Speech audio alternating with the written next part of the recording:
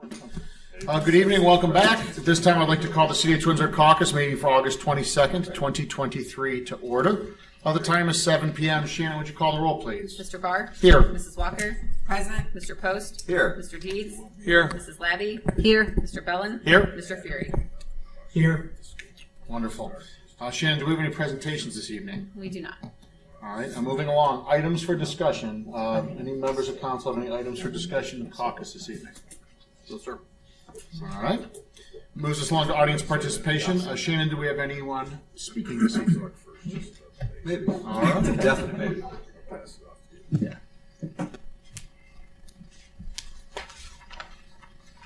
Yes, we have Lynn Clark. Good evening. Good evening. Mill Road. I have submitted 3 FOIAs. Some of them go back to May, and I've heard nothing in response about, oh, yes, we received it. Oh, we're going to act on it, but it's going to take us a day or two to pull the information together. What is a person supposed to think when you ask your government for information that they should have, and you hear nothing? Now, I've asked for information previously and got partial responses. And I'd just like to know, perhaps Mr. Vizana can tell me, why is it taking so long to get answers to these questions? I can tell you one part of that, and this just came up in the staff meeting yesterday with the department heads that, I'd asked everybody to at least respond to say that they received the request. So that's part of your question there. Thank you. Okay, and so that should be happening, and maybe I will go back and tell them to go backwards, any that they haven't responded to respond. Okay, I think that you've got a point there. But I think the second part of that is, everybody has several things on their plate to do, and rest assured that they're working on all of them. We did have this conversation yesterday at our staff meeting. Sam, So, thank you very much. Sure. Because when you hear nothing, I understand. you assume the worst. I get it. But when these requests go back to May, I understand people are busy. Right. But this is probably just a couple of keystrokes at a computer to produce the documents. Okay, thank Feel you. free to forward them over to me and I'll take a look. They're in your system. I followed the. Well, So I don't know which ones you're talking about, so if Well- you'd like my assistance on that, please. I'm sure Shannon, whoever, you've got a system that says submit your request through this system, they're in there. Unless that Sure. somehow Okay. got All right. Fine. neglected in the we'll computer take it. problems the city had earlier. Okay, thank you. Thank you, Mr. Clark. That's all we have this evening. All right. Moves us along to pending legislation. We're going to start out this evening with Ordinance 87, 2023. This ordinance is the annual legislation to certify the delinquent sewer bills. We will be placing this on emergency tonight because we need to get this to the county by the September 8th deadline. Are there any questions or comments on 87? This is a standard agreement that we do every year. This is just routine. Kind of housekeeping, exactly. Well, I asked Nate what the numbers were, just because I was curious. Sure. So he sent me that the numbers for 2022, it was 139,000. That included 482 delinquent sewer bills. And then this year, currently, the deadline was the 18th of August, but they have 469 delinquent accounts. So the current unpaid balance is 144,000, which is about 3.5% higher than last year's. Just out of curiosity, I was just wondering what kind Oh, of it's numbers. excellent information. Thank you. Appreciate you sharing that. Any other discussion on 87? All right. Moving along to Ordinance 88, 2023. This ordinance is to accept the tax amount and rate for 2023 tax year. These taxes will be collected in 2024. The total millage is 3.0, which county estimates to generate $2.19 million. This includes the 0.3 for police pension, 0.3 for fire pensions, and the 2.4 mils for the police and fire levy fund. This will be on its first reading tonight. Any questions or discussions on ordinance 88 at this time? So is your intention to take this to 3 readings, even though we're going to pass it on emergency? I believe it was scheduled for that. I don't know if anyone has an objection to that. That's correct. Susanna?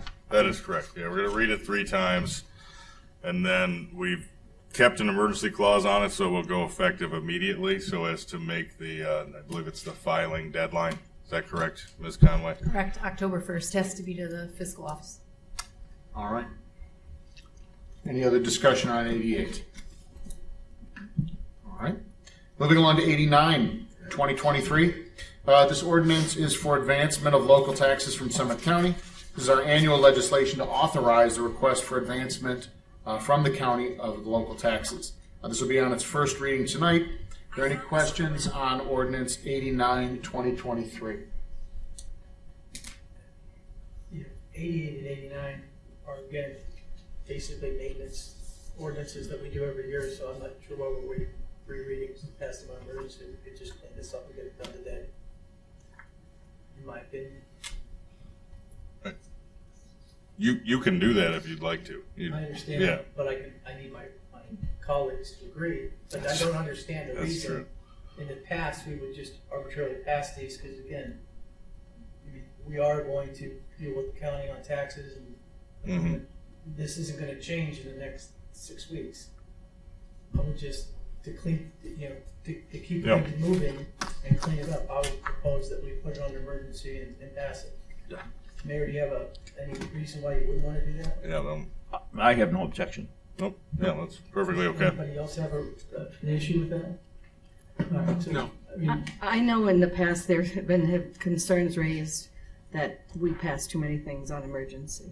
So I'm just being cognizant of some of the things that I've heard people say. I understand that, but if we're crafting something and it's being amended and changed, there's not going to be any changes in these. We do about 20 things a year that are just on a time schedule. We do the tax stuff here, we do the probation and the jail stuff at Christmas. So, I do realize that. I'm just thinking that they were thinking when they were writing it, they were cognizant of what people were saying. Isn't it standard to do 3 readings? That's probably why. not typically with an emergency. Well, 3 readings is an emergency, but time. I get it, I'm just saying, but if, I don't disagree with you. I have no problem. I just soon make a motion and clean them up, in my opinion. So do you want to make a motion to amend those 2 I don't ordinances? need to amend anything, they've already got emergency. Or all I have to do is say I want to make a motion to place on a 3rd and final reading and declare it an emergency. It's already got an emergency clause in. And I'm not sure, Yeah, that's correct. You just have to make a motion to suspend the 3 reading just like you rule. would on anything else. So after the title's read, any one of you could make that motion, and then gets a second. It's just my thoughts. So, No, I appreciate that. I'm inclined to agree with Mrs. Labby. I mean, that for as many reasons as there are to pass it on an emergency, I feel that forgive me, let me rephrase that. For as many reasons as there are to read it 3 times, I find an equal number of reasons to not read it 3 times. I mean, I don't have a real opinion either way, so I guess I would go with counsel. I'm going to say that if we're going to pass on an emergency, then why wait? Well, but the only, again, just to clarify, the emergency clause simply allows the ordinance to become effective on the date that it is passed. There's no That's waiting correct. period. Understand? So are we depriving people of hearing this 3 times, I guess which was the point Mrs. Lavig is trying to make. No, Not trying to be argumentative, simply, Why don't we split the difference and read it the second time and pass it on emergency? I mean, it doesn't really matter either way. It doesn't matter either way. No, Nothing's it doesn't gonna matter. change. No, fine. Yeah, It just doesn't matter. it doesn't matter either way. It doesn't matter either way. doesn't matter. Sorry. you don't need to apologize. I'm truly neutral on this. No opinion one way or the other. I would agree that if it's something that's redundant, it's going to be passed anyway, that's automatic, then why waste everyone's time with 3 readings? I think on this conversation more. We've spent more time discussing this. than we would have I'm just giving my Just reading it. and maybe saying waste is not a good word, not a good term, but I would go with the reading it once on emergency and moving on. Is that what council would like to do, so I know how to read this during the regular meeting and we don't end up on some... Push it out to another meeting. Okay. Sorry. All right. Sorry. So we're going to read it at least twice. We can have this discussion again in 2 weeks. All right. That moves us on to ordinance 9. This ordinance is to enter agreement with the Twinsburg City School District Board of Education for the Twinsburg Athletic Complex. We are being asked to suspend the 3 reading rule this evening and place this on an emergency. Mr. Vizana, would you be kind enough to share some terms of the agreement with those in attendance and council as well? Happily. Thank you, At the outset, I will note that the reason we're asking for a suspension of the 3 readings as well as an emergency clause here is because the subject matter is time sensitive and involves possible construction and repair. So what is the subject matter? And the mayor will go a little bit more into this, so I won't go too far into the weeds. But as we know, the Twinsburg City School District and the city of Twinsburg have a Twinsburg Athletic Complex across the street that we share from time to time. That sharing is memorialized in a joint agreement between the 2 parties. And that brings us up to today. So what does that mean? Well, there are some repairs that are needed to the roof and then to these pool packs, which I believe are key in the humidification or the regulation of the humidification on the indoor pool side of the Twinsburg Athletic Complex.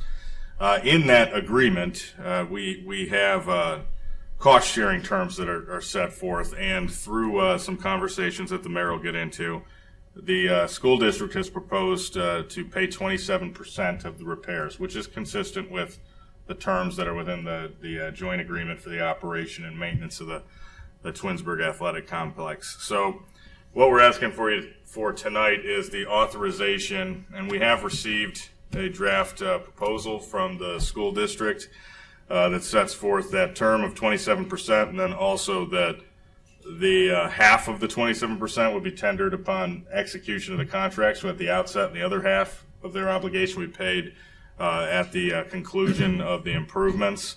There are a couple small items just related to contract clauses that I'd like to add in there, so that's why you don't see it attached to that. But I wanted to make sure that those main terms of the agreement are in the legislation. And like I said, we hope to get the authorization to move forward to have the mayor sign an agreement, and then we can set forth with getting the project rolling as soon as legally possible, so we can get the fitness center back up to where it needs to be, so its endurance as we move forward into the future and the coming decade is there and available for all of our residents here to use and enjoy. And then at that, if you could add something to the mayor about the process of what led us here. Yeah, I just wanted to just say a couple words. The process, it's taken some time. As some of you know, we've had these discussions. We were working through 3 different contracts from various years as since the facility's been built. And so we were all trying to work through it and find out what exactly is the most recent and, which one that we need to work out of and find out what the real terms were. So that took us some time. But I really want to say that, I'm glad that we were able to work with the superintendent, with her law director, her over there, her fiscal officer. I mean, we worked with everybody, and we had, our fiscal officer, we had our law director, and we sat down. So we had several meetings with them to be able to finally come down to, everybody sharing and working out of the same contract and knowing exactly what we were doing and the extent of what needs to be done and why it needs to be done and why it needs to be done timely, because it's been waiting out there too long. So as I mentioned early on in my term here, that we've been pulling out all the contracts and looking at them all, trying to update everything and trying to have everybody have the same contract in the most recent contract, not only with the schools but with the Twins Days with everybody that we contract out with the other cities. So we came to this agreement, and I think that it's a fair agreement. It's what was spelled out in the contract that we all finally agreed on. And so I think we'll be able to move forward now, and I'm looking forward to doing that before we have any major problems there that might cause disruption in service to the natatorium area. So that's all. That's what I... Any questions? Any other comments on that? Yeah, Mr. Mayor Scafidi, I just want to say thank you on behalf of council, because I know that when you became mayor, there were a lot of contracts, and you mentioned that just now, but I know specifically with the schools that I know there were a lot of conversations, and there was both financial, situations and everything. I really want to thank you for bringing some unity to the city and the schools. Really, I think you've done a really, really good job. Thanks. Thank you. So thank you for that. Anyone else have anything on 90? Mr. Dietz? Yeah, so just to be sure here, so there's no project that we're talking about. There's no amount today. We're just talking about, hold on a second. We're just talking about a groundwork for future projects on that. The cost sharing is 27%, and I guess the city is the 73%? That's correct. This is just the authorization for a cost share agreement between the two political subdivisions. Project-related agreements haven't been entered into. Indeed, obviously the cost share agreement. So when we see the project, the specific That would be projects, let's say if separate. there's a new roof we have to vote on, it'll be 27% school, 73% city. And that's what you're saying here, correct? That's correct. And that is the project. It's like the law director said, it's the roof and the pool packs. And so we already have, tentative quotes out there for what it's going to cost, but we've got to update everything and make sure that we're all in the same, we're still in the same realm with the way things are going up. So yeah, we're specific to a project right here on this one. Right, but we're not voting on that today. I mean, because No, there's you're no just cost voting on in the this percentage. ordinance. There's no. Yeah, that's a great question. The mayor wanted to make sure that at the outset, both the school district and the city knew the playing field for how they would share in this and be able to move forward amicably to perform these much needed improvements. But that will all come later. And as you know, and the mayor alluded to it, we have had some preliminary cost estimates. We will obviously get those updated because, as we all know nowadays, construction numbers can change pretty fast. But this is just a cost share agreement between the two entities. We wanted to make sure that was legally in place, contractually, before we move forward with presenting to council the actual project-based authorizations. Thank you. Anything further on 90, 2023? All right, hearing nothing, we're going to move along to ordinance 91, 2023. This ordinance is a budget adjustment for the Ravenna Shepherd Richmond Broadway project. We're being asked to suspend the 3 reading rule and place this on an emergency this evening. Our city engineer, Amy Moore, is here. Do you have anything you'd like to add or anything you'd like to elaborate on this project, Ms. Moore? I didn't catch this in the draft, and I apologize. There's a section that says enterprise fund. It's also on your legislation for 92. Mm-hmm. It's the exact same amount. I think it was just a carryover when they were drafting legislation, because there's no emergency repair sewer funds associated with the Ravenna. So if you look at your 92 and your 91 side by side, they both have the enterprise fund, the exact same account, the exact same amount. I got you. Okay, I didn't catch it on the draft. Sorry, guys. That's all right. I'm pulling up 92 right here. Yeah. So there's no sewer improvement in 92 or in 91? In 91, which Okay. is the Ravenna Shepherd Broadway. This is just for an accounting of the money that's coming in from in and out of the federal funds. Gotcha. So they don't do any adjustments later. Anyone have anything on 91? All right, and then 92 is a budget adjustment for bank stabilization and sanitary repair project. Does anyone have any discussion on that or anything additional on ordinance 92, 2023? Just a procedural question. Mr. Vazana, do we need to amend 91 to remove that line that was in the draft? Seeing as it's being passed on emergency, I just want to make sure. Yeah, it passes. the mayor and I were just talking, before we get to that, Amy, What specifically Which is the line are you error? talking about? Yeah, we're The trying to enterprise catch up fund here. notation. I'm looking at 92 and 91 right now. So what should it? You're talking about legislation. It's your question. Yeah, no, excellent question. So this needs to be. Is that correct? Now I can answer your question. So when you get to ordinance 91, 2023, yeah, we would need a motion to amend ordinance 91, 2023 to remove reference to the enterprise fund. Okay, thank you, sir. So so that would be in the title and in the body? It's not in the It's title. not in the Not in the title, title. and that's, we don't have the Front page of legislation here. legislation. Our So it would computers just aren't be working, so. In section 1. So you move to amend ordinance 91, 2023, section 1, the reference to enterprise fund, to remove that. Then you'd be good to go. All right. I'll do it. Okay. So we'll read it, and you make a motion to amend it before we even consider it for discussion. All right, Yep. anything additional on 91 or 92? So you're going to have 3 motions on that one.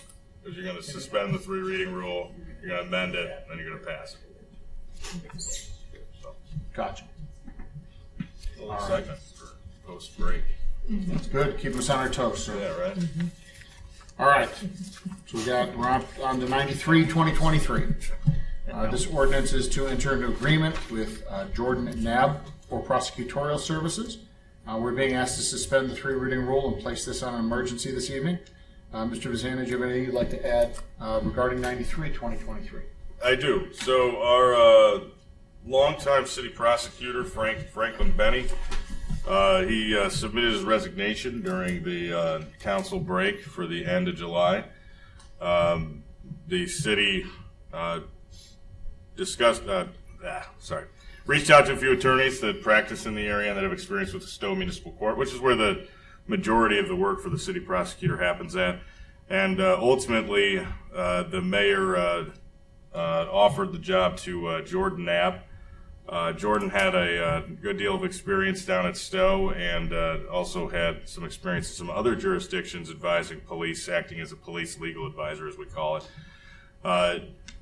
Happily, Jordan was able to hit the ground running, given his connections at the court and his past experience. So there was no gap in coverage for us to enforce the criminal laws in the court.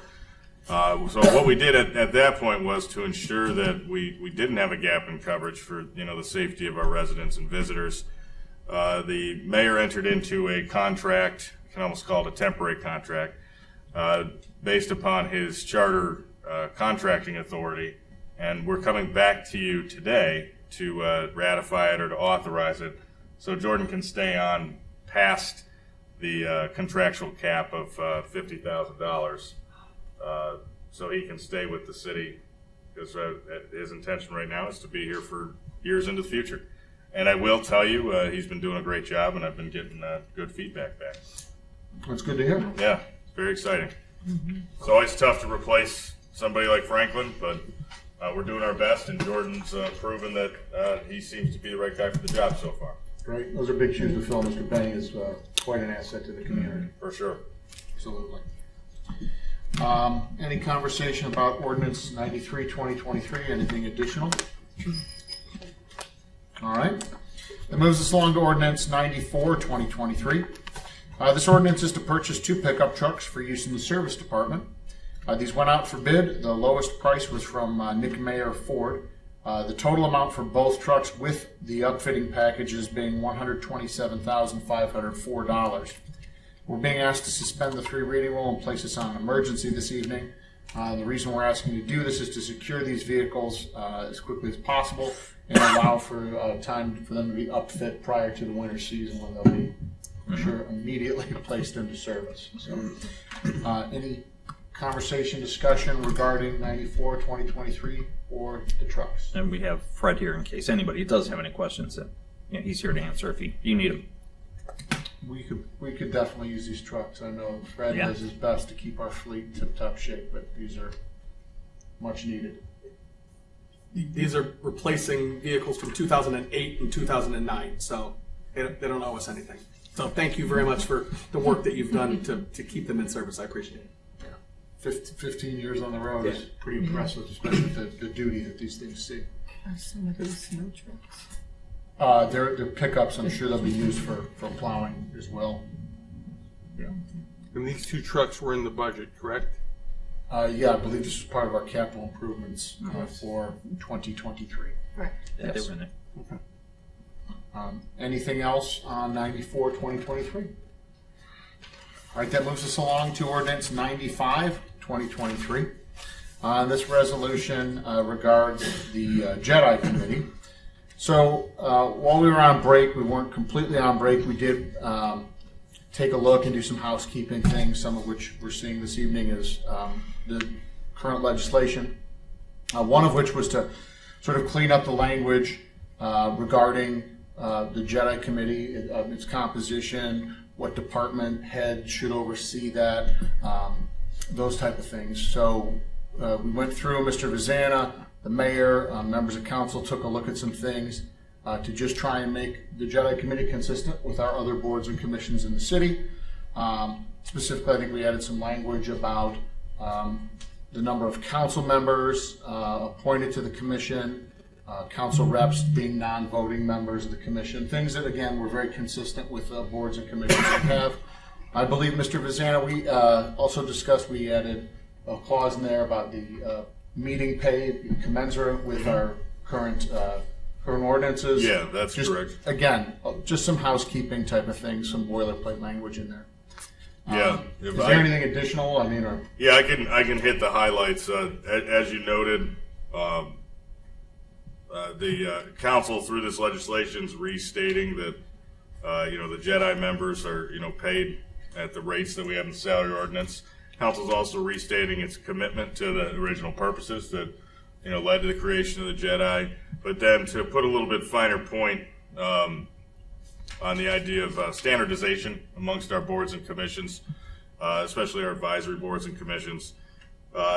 Nothing about the resident appointees here is being changed or being offered to be changed. Their terms aren't changing. Their appointments aren't changing.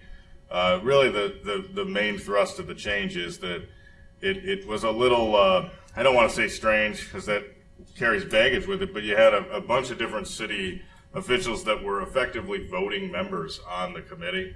And that is kind of a situation that I would say is uncommon in local government. So to, like I said, put a finer point on it, now the Jedi Commission will stand as the 7 resident appointees that have been appointed.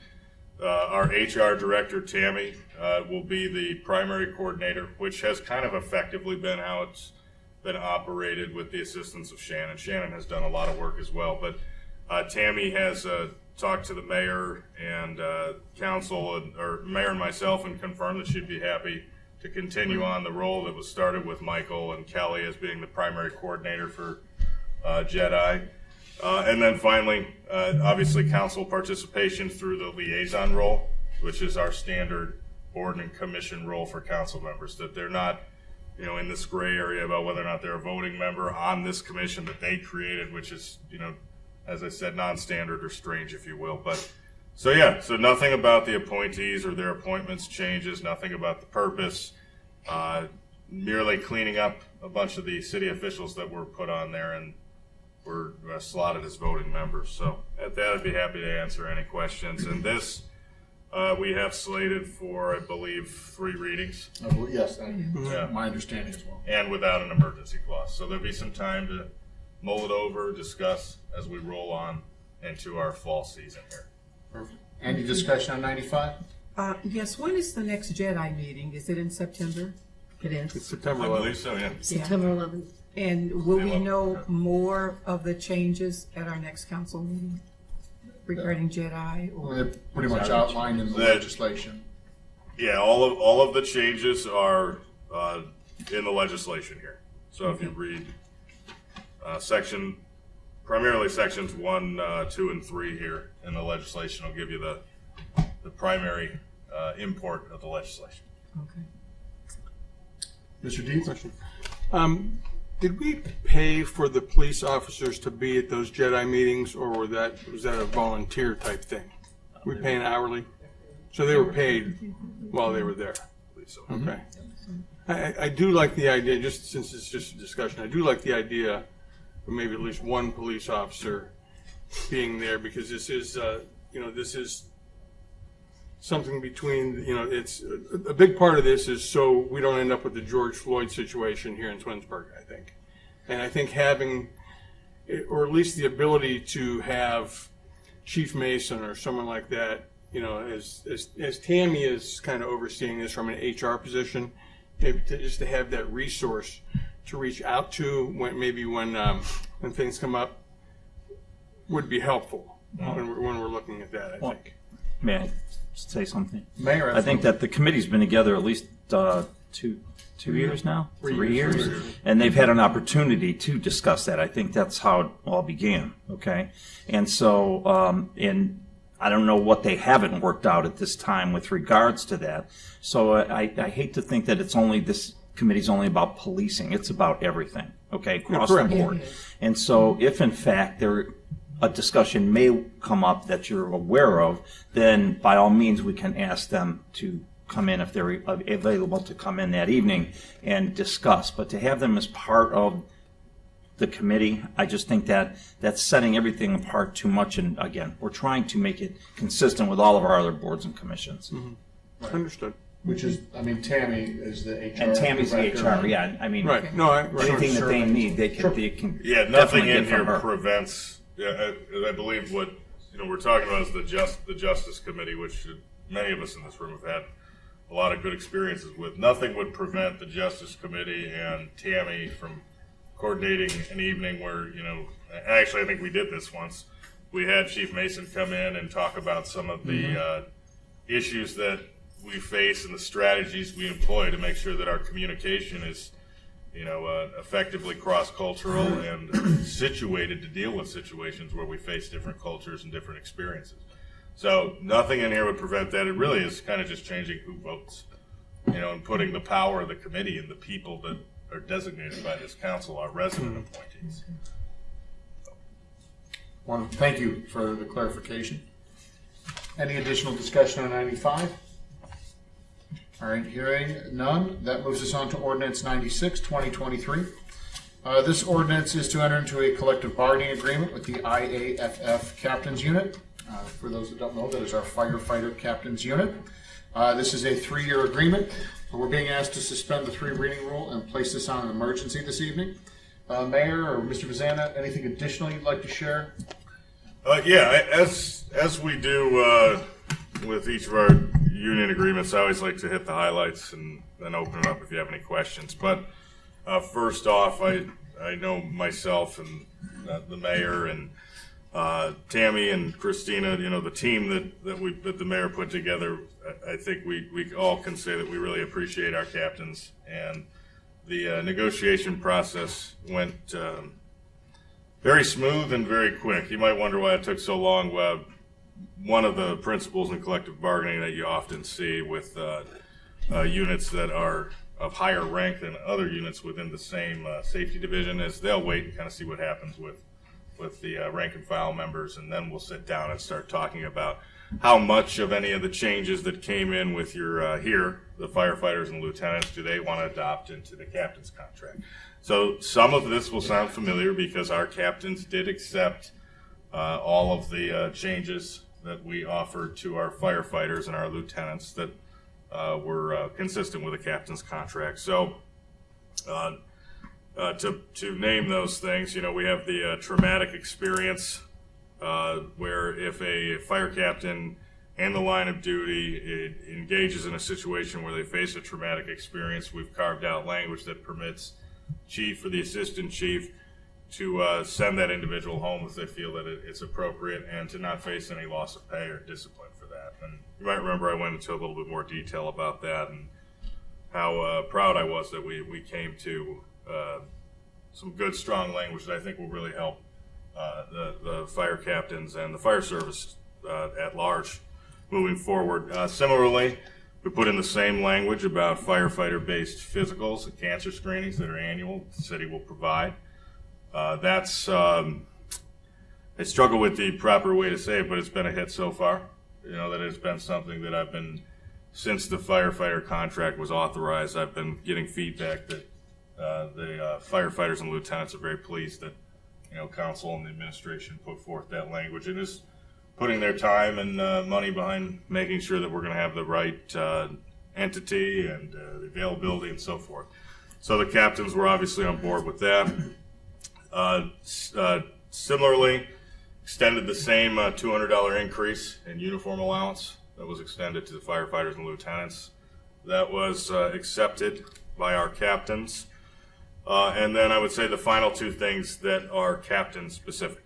So one of the things the mayor and myself and the rest of the team identified when we were reviewing the contract was that there was a provision within the fire captain's contract that said that a fire captain would only be eligible for a chief's pay hourly increase if they did 3 consecutive days of chief's work. And we kind of stared at each other a little bit. We're like, we have shift captains, which means they're not going to do 3 days in a row. And that just didn't seem fair to us. If a captain is asked to perform the role of a chief for 8 hours, 10 hours, 24 hours, 36 hours, they should be compensated for that, you know, for stepping up and performing that leadership when the department asks them. So the city offered to remove that language and just say that as long as you're designated in writing, which is common practice in the service, to perform the chief's role in the chief's absence, you will be paid, I think it's a $3 extra an hour for those hours that you act as the chief. And so nothing with the hourly rate was changed, just the ability to get it if you do it for less than 3 days consecutively. Because I remember I looked at the captains, I'm like, you ever really received this? And they're like, yeah, no, we don't do it for 3 days. I'm like, that doesn't make much sense. If you're going to shoulder that responsibility, the city should compensate you for the same. So that was another one that I was excited that we came to terms on. And then finally, the oft-discussed 2-tiered system. The captains had it in their contract as well. Even though they're a 3-member unit, they had a form of the 2-tiered system in there. So the city right out of the rip proposed to do away with the two-tiered system and offered them something that's common within the service, which would just be a straight rank differential. The captains, as you may remember with our other units, we're tracking a 2% for 23, 2% for 24, 3.5% wage adjustment for 25 within this 3-year season of contracts. Captains were already at their 2%, so I did the math on it, and we ended up offering them a straight rate differential moving forward, which would be 11.25% higher than not the highest paid lieutenant, but the highest rate for a lieutenant. And that is, like I said, that's common in the fire services, that your ranks will just be a differential based on a percentage. That 11.25% came out to a little over 2%, which would correspond, obviously, with our pattern that we developed internally with our other 6 units at this point. We have 8 units, fresh everybody's memory of 8 union units. And so we settled on a rate differential, and again, the captains were happy with it, and I'm excited to bring this contract here with you, and the mayor is happy to present it. And at that, if you have any questions, I'd be happy to answer them. I believe touched on all the highlights, and I did forget one thing. As you are probably getting tired of hearing me say, we have also employed a collection of Me Too clauses that the other units have agreed to. As many of you know here in this room, probably both the audience and the council members, the mayor's committed to working with Tammy and myself and other members of his administration to really dive deep into the employee handbook that we have here and modernize it. Really, put all of our heads together to present something to council and say, here's what other cities are doing. Here's where, the state of employment in local government, in Ohio and Northeast Ohio specifically is at right now. And again, excitingly, all of the unions that the mayor and I have put contracts forward with, they've all agreed to these Me Too clauses related to the non-wage benefits of their employee experience. So vacation, longevity, sick time, healthcare, all that stuff. So the mayor is really excited. I hate to put words in your mouth, but excited over the next year to dig into that and hopefully bring back something. I think last time we really dug deep into the employee handbook, some of it I think actually dates back into like 2011, 2012. So Definitely time for it. yeah, it's time. So all the unions were happy with that. They're excited about what the future offers on those non-wage benefits. And I think that was definitely a testament to council and the mayor and the team here of the trust that we've built within our unions and the management of the same. So at that, I promise I'm done now. All right. And You're done. I'm happy to answer any questions. There's nothing left to ask. Yeah, that was excellent. That was an excellent summarization. Mayor, do you have anything you'd like to add? Yeah, I just want to throw in there that, Matt does a great job for us. I got to be honest with all of you. I'm working so close to him now. I've gotten an opportunity to see firsthand what a good job he does. And he's a great lawyer and a good leader of our law department. He makes it sound easier than it is. And this one was simpler. And because it was simple, the reason it was simpler is because when you get two groups that sit down and want to discuss and want to negotiate, you can negotiate a contract. That's the way it happens, and that's how it works. But aside from Matt and Tammy and Christina and that whole team, they put a lot of time and a lot of effort and a lot of hours into these things. And to be able to work this out the way we did and come to an agreement, no arguing, no muss, no fuss, we've got it done. And so we're there, and I just want to thank him and all those that worked on this. They really do a great job, and I appreciate all their work. That's great. Thank you. Thank you very much, Mayor. Any members of council have anything regarding 96-2023? All right, that concludes legislation. Moves us on to miscellaneous. Council, any miscellaneous items to discuss? Mayor or Matt, anything miscellaneous this evening? Okay. Mr. Post is going to have a couple motions later this evening regarding recommendations from last night's planning commission. Mr. Post, if you want to discuss any of those now, we can certainly bring them up during the new business section. I was going to talk about them at my council thing with them. I think that sounds wonderful. All right, since we're a little bit behind schedule, I would like to adjourn the caucus meeting at 7:42 p.m. and we will meet back here at 7:45.